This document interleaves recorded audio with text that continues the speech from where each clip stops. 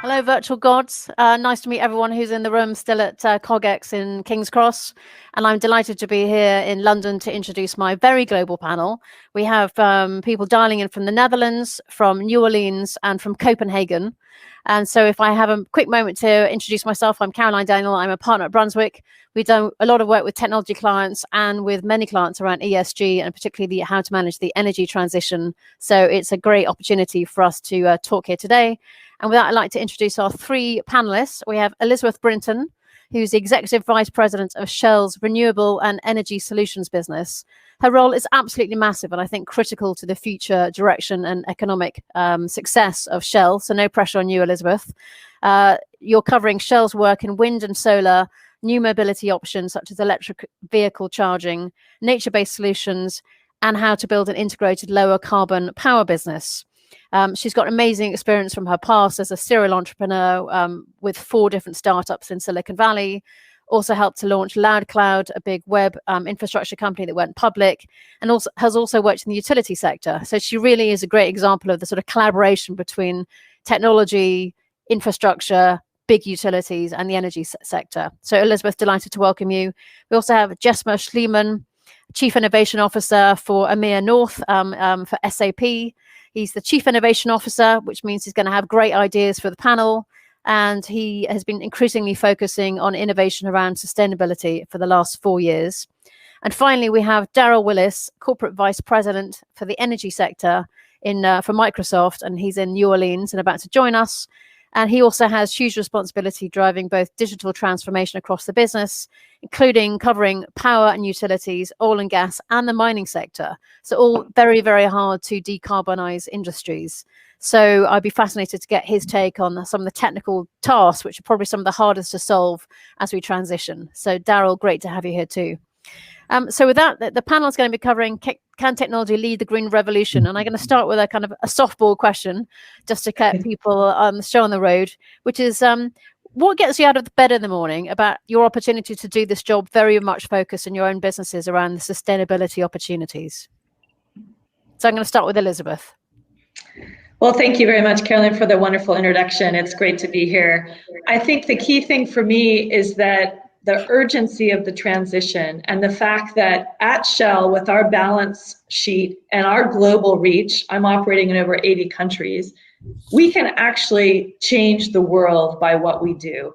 And so that gets me up every morning. And of course, with every time zone that I'm working in, morning is a relative thing, but it really is about making really lasting impact and really moving for the benefit of society in a commercial manner. And I think that's what is really exciting, building a business that really has impact in a positive way for the world. Great. And the same question to, let's go to Jesper next. Thanks so much for that. Well, as an innovator for some years, or at least trying to work hard on innovation, I find that working on the sustainability part is almost like shedding a completely new light at many business problems. And for me, it's like a treasure trove of new opportunities to innovate. And when you combine that with the fact that working in SAP and about 75% of the world's business transaction actually touch an SAP system, we literally have a chance to help orchestrate some of the ecosystems and move the needle. And that really not only excites me, but as well as my fellow co-workers. Great. And Daryl? I would say that from my perspective, prior to spending the last couple of years with Microsoft and before that a couple of years with Google, I spent 28 years with BP. And in the oil and gas industry, I had a chance to work all around the world. And my last assignment there was working in the country of Angola. I lived in the city of Luanda. So in my career, I've seen firsthand the detrimental effects on communities not having access to clean and reliable energy. And so I wake up every morning thinking about the billion people on the planet who do not have continuous access to electricity.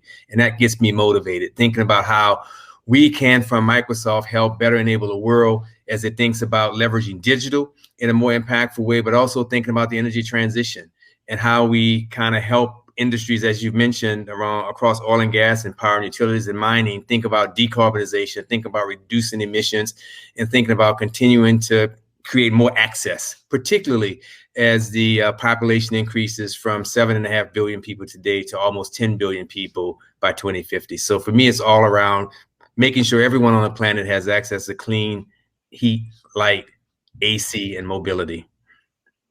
Great. I think on a hot day for Jesper, he might want your AC on. Maybe you should talk to each other. Elizabeth, you talked about the urgency of the challenge, and I think every single day, you read the Financial Times, obviously my former newspaper, and the sense of change in the air is so incredible. From a number of years ago, of course, the FT was writing about sustainability, but now they have a total climate hub. They have a website called Moral Money. The absolute focus is on what companies are doing. And it's more increasingly, it's being driven by financial investors who are driving the conversation as much as it is by NGOs, which is a big change. And I just want to give two examples, which were just in the last week alone, just to give a sense of the scale of the opportunity and the scale of the commercial opportunity. So PwC, the accounting company, has just announced plans to hire 100,000 workers over the next 5 years to fund and support its ESG work. And again, just this week, General Motors has just announced plans to boost its cumulative investment in electric and autonomous vehicles to 35 billion by 2020 to 2025. So it'd be great to just get a sense from each of you, from your, you have organizations which you've all highlighted, which can scale solutions in a completely different way to some of the startups.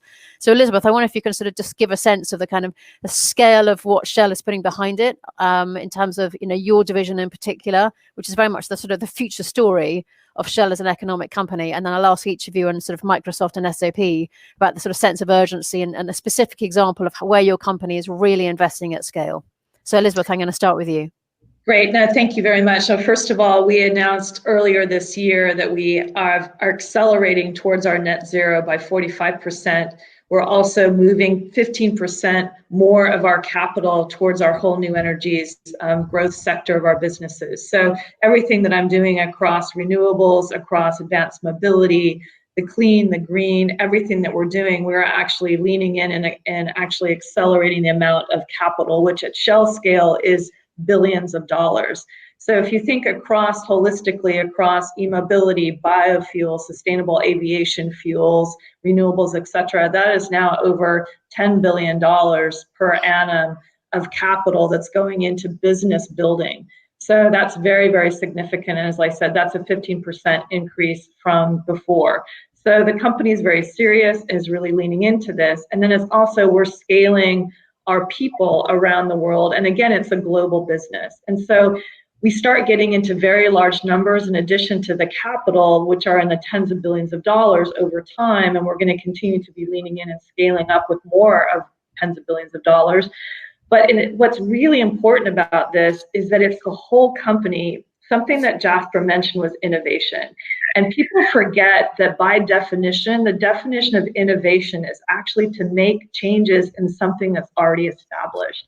So I went from being an entrepreneur to being an intrapreneur to actually applying digital and technologies and then physical technologies into at scale to really drive the clean and green. And so we're talking huge projects, whether it's offshore wind with hydrogen or CCUS. These are massive scale projects. A single project, for example, can be in about $3 to $4 billion range when you think about offshore wind paired with green hydrogen electrolysis. So that's where companies like ours and Shell, which is both the digital and the physical, we're putting our capital to work on projects that will stay the course of time. And so one of the things that's really important about urgency is we have to invest now, and we are investing now for projects that will have a 20, 30, 45-year lifespan when you think about the huge physical steel on the ground kit. And for those of us on the audience who may not be familiar with offshore wind, for example, a single modern turbine in one of my offshore wind projects, that is taller, a single turbine is taller than the Eiffel Tower. A single blade is bigger than a Boeing 747. These are massive pieces of kit. And so so the other thing that's really key is that energy, whether it's a solar panel on a roof or a huge turbine, whatever the form factor and whatever the size, is inherently risky and can be dangerous. Fires, explosions, etc. So one of the things that's really important about a company like Shell is we're bringing a safety legacy of fantastic hardcore engineering talent and capability to do this safely so that hydrogen is safe, road transport is safe, all these things that are really important. And that's part of the DNA of a deep engineering culture like Shell. And so that's the other part of the equation that people don't talk about very much, but it's really part of the strategic advantage. And I think also the societal benefit that people can trust is that we're going to do it big, but we're going to do it very, very safely because we've been doing huge projects for decades. And Jesper, to your point about scale and your own company, I think you mentioned the 70% of businesses. Can you say what does that allow you to do? If you could just be as super practical as possible about what does that, okay, it's great that you're a successful historic business, but why is that giving you leverage now to make changes happen across business? Yeah, definitely. No, I will gladly do that. And I think that's the big thing, right? We've been talking about it for a long time. We know we need to act. Now it's the time for solutions, right? And especially solutions at scale. It's especially the key part that we're focusing on is about measurability, right? I think that the one of the things that can unlock change at the system level is to have shared measurement. And once you can measure it, you can improve it. So that's also why I think digitalization, especially companies like ourselves, a software company, can truly add to this pace, right? By creating transparency at scale and allowing shared measurement to allow ecosystems to work together. So what does that mean specifically? It means that, for instance, this year alone, we are launching 4 new products. One came last year already, that enables enterprises to really automate at scale and manage and embed sustainability data in their business processes, whether it's specifically for decarbonization on product level, designing out in the supply chain for more circular economy, the hazardous pieces, and increasing the circularity of products, or it's increasing the energy efficiency and the health and safety of operations, or finally, it's really coming back full circle to what you talk about, providing transparency to gain the lifeblood of the enterprise for investors, for customers, and for future employees who we all know increasingly wants to work for enterprises who are truly purpose-driven at heart. And here I think providing that transparency and fact-based approach that would allow enterprises to not only understand internally, but also communicate externally how well they're doing is a key point. So that's where we're focusing on, delivering these kind of solutions, upcoming sustainability control tower solutions and others, as well as, and this is about leveraging what we have today at scale, right? So remember, this is about not only providing transparency, but also feeding it back into the processes so you can have a more diverse hiring, recruiting beyond bias, or you can, as I said, procure from different people in the supply chain. And finally, then, of course, we're also looking into co-innovating. Do we have existing business processes? It could be within transportation management or other areas of travel management, where we can provide even greater levels of transparency to organize the ecosystem, whether it's in our Concur solution used by 300 million business travelers, or transportation solution used by many of the world's companies to monitor the transport. And Daryl, given that you have sort of multiple hats from both having been at BP and now at Microsoft, how do you sort of get your sense of what Microsoft can really add value to in terms of its technology? And can you just give some really specific examples so we can, if I had a camera, could I put my camera at them? Gotcha. So I mean, I would start by saying that from our perspective, and I'm sure the sentiment is the same for my colleagues here on the panel, sustainability and all of the components around it is probably one of the biggest challenges facing the industry, the energy sector, but also facing the world. And we believe at Microsoft that the only way we'll solve this challenge and this dilemma as we head into the next several decades is working together. So from our perspective, partnership is extremely important. In addition to that, some of the problems that have to be solved around emissions and around net zero and around how we actually get from point A to point B will have to be done using the most modern digital capabilities that are available, and all of those capabilities sit on a cloud. When I step back and think about our mission as an example around enabling every organization and every person on the planet to achieve more, we see ourselves having a role in working with Shell and working with SAP and working with many startups to think about how we actually deliver on the energy transition. But to come to your question, And to put a finer point on my answer, I think about some of the things we're doing internally. For example, we've recently created a carbon calculator inside of our company, and we've developed some core capabilities around this calculator that will allow us to better assess and manage our carbon footprint. But we also think it will help the industry better assess and manage its carbon footprint, whether it's an oil and gas company, a power and utilities company, and or a mining company. We've got a lot more that we'll be saying about that later this year around how we're going to continue to work in a very specific way with the industry. And is that something which is going to sit on a desktop? I mean, could I use it if I had Microsoft Word? How does that work as a carbon calculator? It will be available and accessible for a company to use. It'll be available and accessible for a person to use. So the short answer is yes, you would be able to use it as well. So have you been trialing it at home with your own carbon footprint? Not yet, but I've been doing some very specific things at home to better manage my carbon footprint on a personal level. Including probably not flying in the last year as much. But another thing I just want to stick on Microsoft in terms of some of the work Microsoft has been doing is that obviously Microsoft, Google, Facebook have all been very large corporate purchasers of clean energy. And again, an interesting stat about that, they have a combined power usage of which is greater than New Zealand at the moment, probably even higher actually by the time that the companies have been growing so fast. I just welcome your thoughts, Daryl, about how Microsoft, in its own choices about its energy purchasing, is actually enabling, at scale, things to change as well. Yeah, I'll say a couple of things about that. The first one is back at the beginning of 2020, we made some big announcements around our relationship and ambitions in the context of net zero. And we said that would be net zero by 2030. In addition to that, we said that by 2025, all of our operations, data centers and offices will run on clean and renewable energy. A third thing we said was that by 2050, we will take out all of the carbon from the environment that Microsoft has contributed. By 2050, we remove all of the carbon that we've contributed from the environment. And the fourth thing we said back at the beginning of 2020 is that we'd establish $1 billion climate innovation fund to really help enable and accelerate the energy transition, because we recognize that a lot of the technology that's needs to be developed. And a lot of that will be done by clean tech startups and clean energy startups.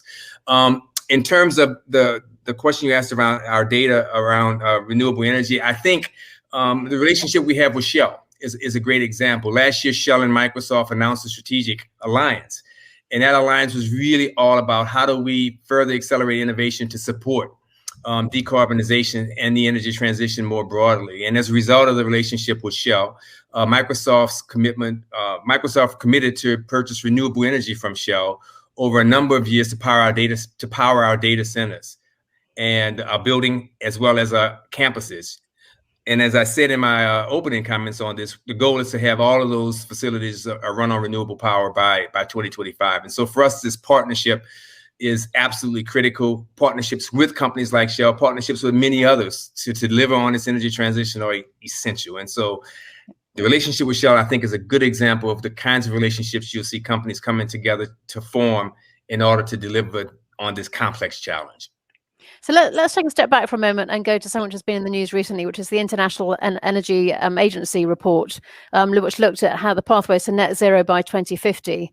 And he said, in order to get there, there needs to be no more investment in oil and gas and doubling down on renewables. I'd be interested to hear, Elizabeth, your take on that sort of report and some of the challenges and opportunities it is for the sector, and particularly for your part of the industry. Well, what I can say is that in terms of my business, the pathway was already established. And so from a renewables perspective, just as Daryl said, we're very, very proud of our partnership with Microsoft, our partnership with other customers. And we are leaning in and building very large wind farms, solar, renewables across the world. And I also want to make a note on energy access, as Daryl said as well, where we're involved in some of the most difficult countries, making sure that it's a just transition and we're bringing everyone around. So the pathway of my business was already set. As a matter of fact, it was established back in 2016 as it originally called the New Energies business. So it's not brand new to Shell. We're just taking it to the next level. And so corporate partnerships with the corporate PPAs with renewables becomes very important from a business model perspective, because this way we're able to deploy capital, get a return for our shareholders, and in turn that helps us pivot the entire company forward in this very exciting and important sustainability transition. And as you look at some of the data points in that, Elizabeth, there, another one was that they noted that 150 billion had already been spent on clean energy in the last year, but they predicted that they would need to spend, the world would need to spend at least another trillion on by 2030 to deliver net zero. I'd be interested in your sort of take on those sort of metrics, and obviously you're doing a lot as a company, and if you start to add up some of the commitments around the world, we're probably going to, how likely is it we'll be able to get to that level of investment in sort of clean energy? Well, Caroline, it really goes back to the point actually we were talking about before in the green room, is about collaboration. Because when you're talking about trillions and trillions and trillions of dollars, that's bigger than any one particular company. This is really a system and society-wide transformation, and we're really, really proud about being part of it. As a matter of fact, Shell was the very first energy company, utility energy company of any type, to boldly put forward some of our net zero and net carbon footprint announcements going back to 2017 and 2018. So we've been pioneering and leading in terms of being very transparent about our commitments. But the point that's so exciting, I think, is that we're at a tipping point holistically as all of listed companies, all the companies, we're all listed companies, is that before there was questions, will the shareholders come along with us in the energy transition? And to me, I've been, as I laugh with my husband, I've been green since it was just me and Kermit the Frog. I mean, I've been working on quote energy transition for 25 plus years of my career. And so what's exciting is we're getting critical mass. I mean, for example, solar is no longer a new technology. In other words, it's de-risked. These are bankable projects. Offshore wind has now been de-risked. These are bankable projects. So what that means is the financial institutions, the capital, the big capital is moving into the space, which means we can do bigger projects at speed, and we can also recycle that capital faster. And so from a commercial perspective, business models that were more nascent a few years ago now are coming into prime time, which is very, very exciting, because you know what? A rising tide lifts all boats. And the other thing that's really important is you need all different types of technologies. You need all different types of business models. And so that is also really, really important. And being here at CogX, again, it's about this convergence of physical and digital. And so what's going to drive affordability also for the transition, because we talk about lots of capital coming in, but at the end of the day, we still have to make it affordable for real consumers, whether they're in an OECD country or whether they're in a developing nation and getting energy access for the very first time.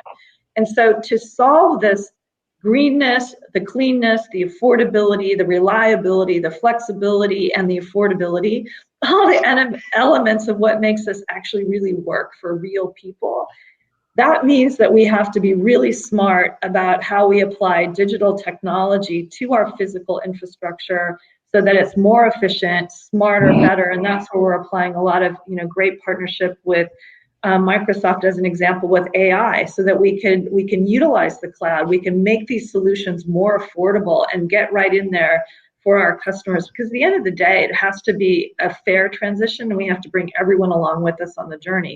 And so the economics and the business model actually become what's really the challenge today, because a lot of the technologies, like I mentioned, they've been in the marketplace for a while, but it's affordability and scalability that are at the crux of I think, the real challenge today. And that's where innovation is coming to the forefront. So I want to bring in your example of AI and some of the benefits it has for sort of, being a sort of low carbon tool, if you like, to make things more efficient. And we obviously saw Google DeepMind apply some of its own technologies to reduce the sort of energy usage of Google. They're now doing predictive analytics around wind farms to actually better predict when the wind is going to be available the next day, and they can do it very reliably looking at weather patterns and weather data to be more predictive about when you might have solar power or wind. So Daryl, I think obviously that's a great question for you as well. I'd love to sort of understand how Microsoft is thinking about applying AI technologies to some of the sort of sustainability solutions. And if you have a specific example, either from within Microsoft or that you're seeing, that'd be great to hear. Yeah, I mean, it's a great question, and you mentioned a couple of examples from the wind industry and using AI and to do maintenance and to get in front of preventive and predictive maintenance issues. That we think that AI is a big enabler in the entire industry, whether it's oil and gas and or renewables and across power and utilities. The second thing I would say is that I want to be clear in saying that we see AI as an assistant to the industry, not a replacement. There's an amount of expertise that's required across the energy sector because of the hazards around that sector and the operational risk that will always require a certain level of expertise and experience. But there's also an incredible amount of data inside the industry that is not being leveraged. And that's where the opportunity is to use analytics, to use AI and machine learning more specifically to get in front of any reliability, safety, or operational risk issues. But I'll give you a good example of something we're doing in the oil and gas industry. We're working and how we're using AI around methane emissions. As an example of a project that we're working on where we're really trying to minimize methane emissions, which are critical given the impact of methane is much more severe to the atmosphere over CO2. And we've developed a methane, what we call a methane data integration layer to really bring data in from about a half dozen vendors, including satellites, cameras, on-site ground monitoring devices, et cetera, to facilitate the analysis of these data. And we've partnered with some of our customers.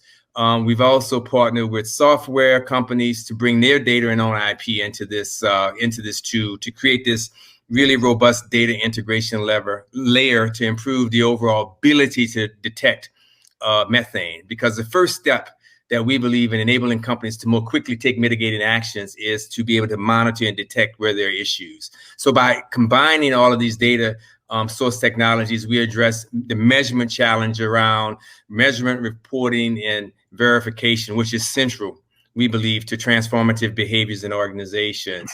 And so we're partnering not only with software companies and some of our customers, we're also partnering with academia and the industry to test an entire suite of solutions that we believe, when working together in concert with each other, will allow us to quickly identify issues and, more importantly, to address them at scale. So I think that's a great example of AI being applied to a methane problem and allowing all of that data to be used to create a different outcome for the industry.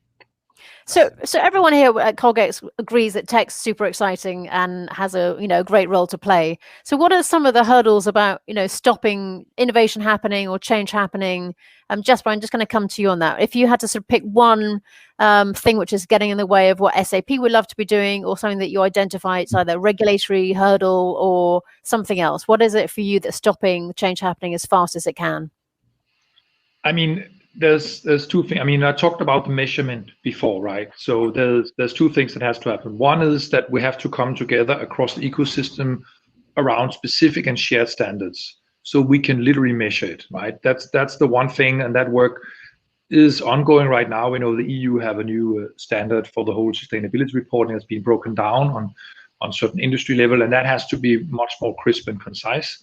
Can I just interrupt for a moment? When you're talking about standards, do you mean reporting standards, or what in particular? Measurement and leading to reporting standards, yes, in particular, right? Yes, exactly. So literally, how are we measuring the carbon piece, and how are we defining that? So we are measuring and talking and comparing apples to apples.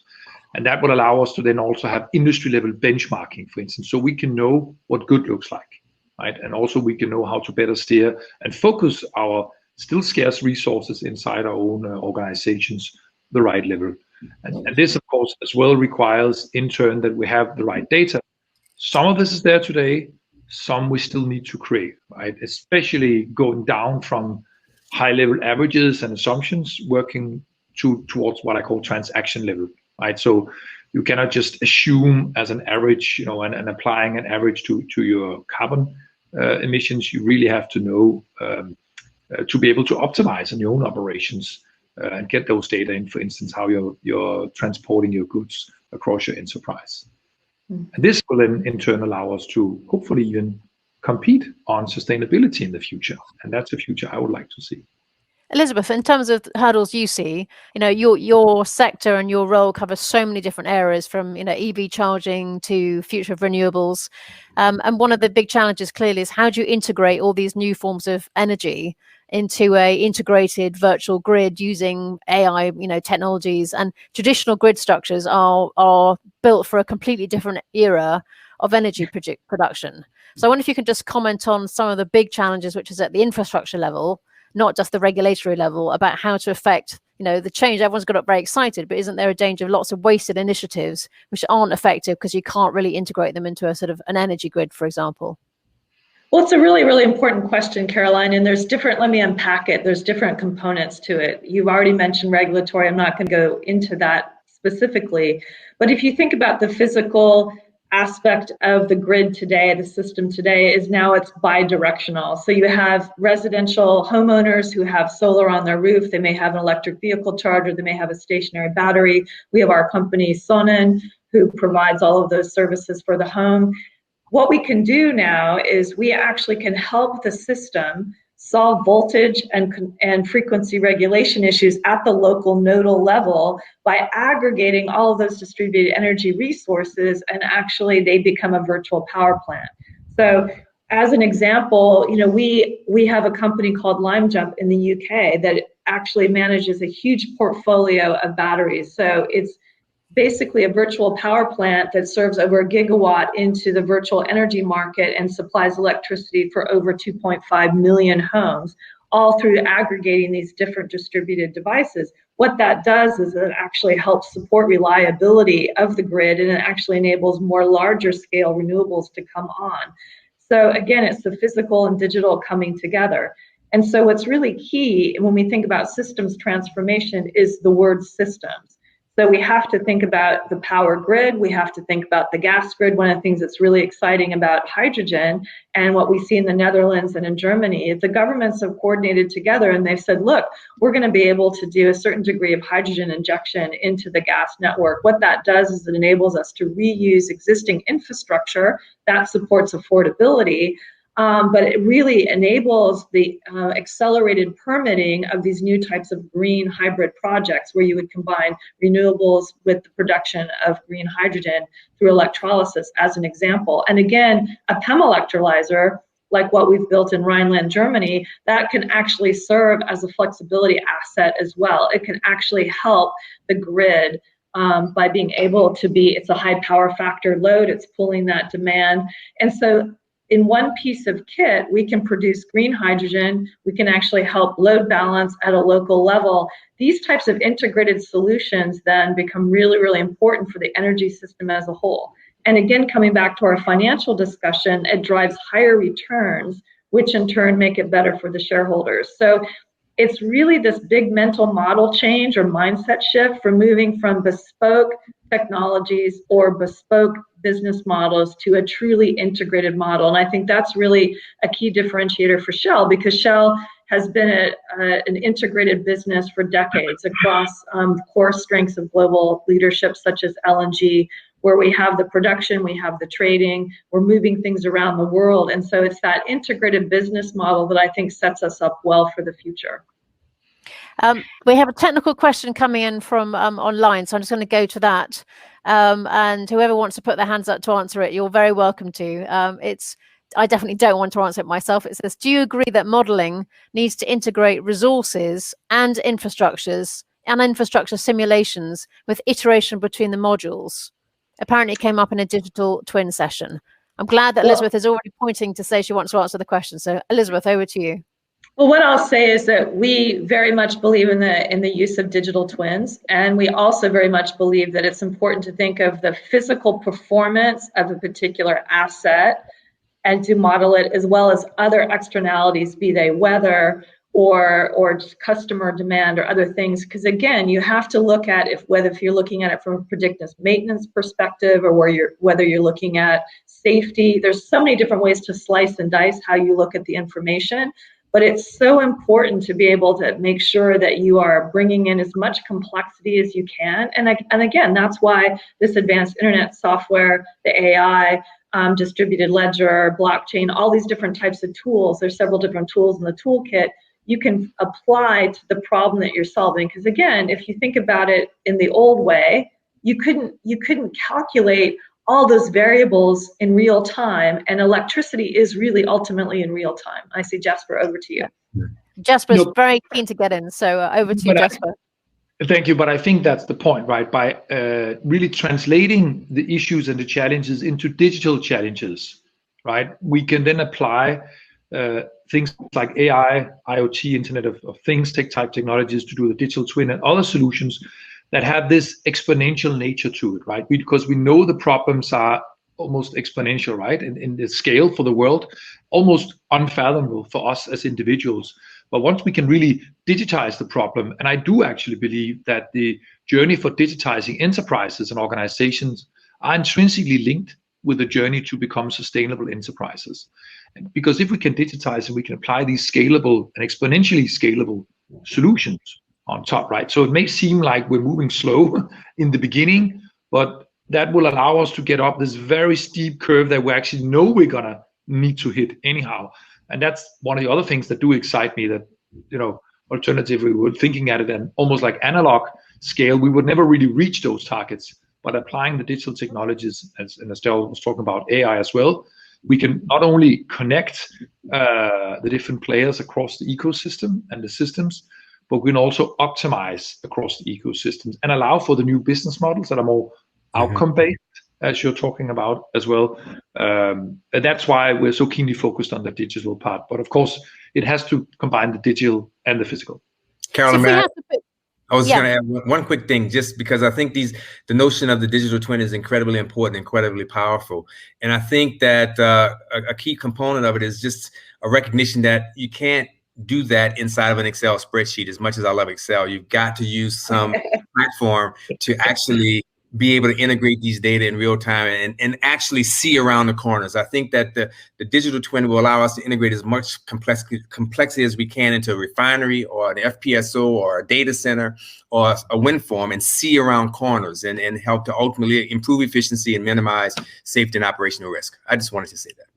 And I have to add one other thing as well. This is an important topic, is that you cannot lose the human beings either. And Daryl, you mentioned this before, is because right now where we are with machine learning or AI, it's learning. And so we still need to draw on the critical skill set of human beings, and also the intuition, the pattern recognition, the judgment, the heart, to make all this work. And so I don't want to lose that point.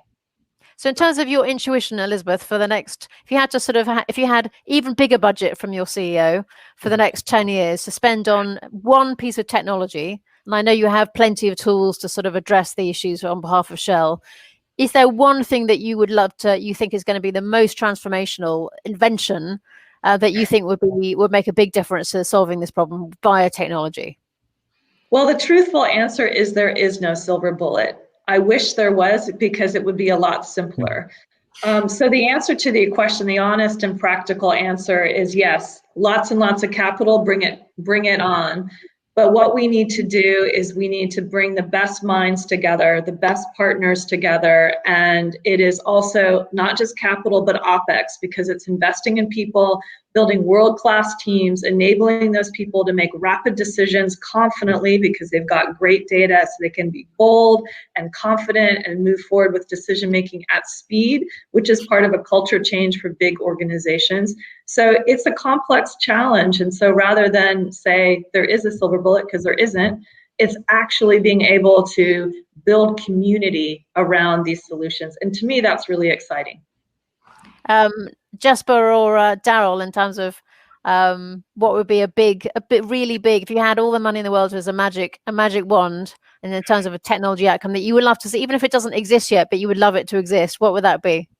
So we set ourselves a moonshot in SAP, and one of the things we worked on with the UN some years ago is if we could create, at least from my perspective, a global level data pool where we could stream in all the world's sustainability data, we would literally have the ability to create the specific indexes and know what good looks like, apply the AI machine learning on top of that, as well as get the full transparency for financial markets and employees.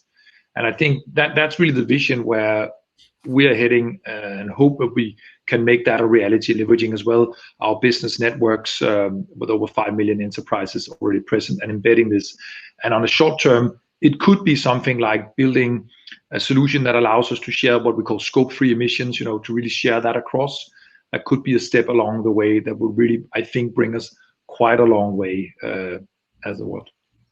And Daryl, give you the last word on this. Yeah, I mean, I think the opportunity, and Elizabeth she's actually addressed it. I think the opportunity is around the wiring and plumbing around relationships. For me, good looks like a Shell and a Microsoft working with an organization like Greentown Labs in Houston, which is a big clean tech startup incubator, bringing the best minds together with the expertise they have to sit around a table and identify the problems and understand each other's strengths and figure out how to work together. I think there are a lot of tools and capability that exist, but it's not been integrated and coordinated for success. And so the opportunities around the partnerships and the courage to form untraditional partnerships with untraditional industries. I think that is where the enabler and the acceleration is going to ultimately come.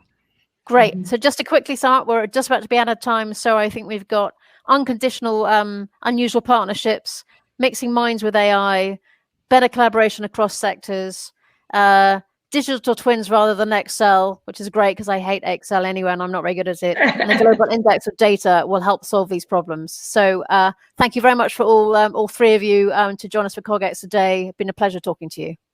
Thank you, Caroline. Thank you so much. Thank you.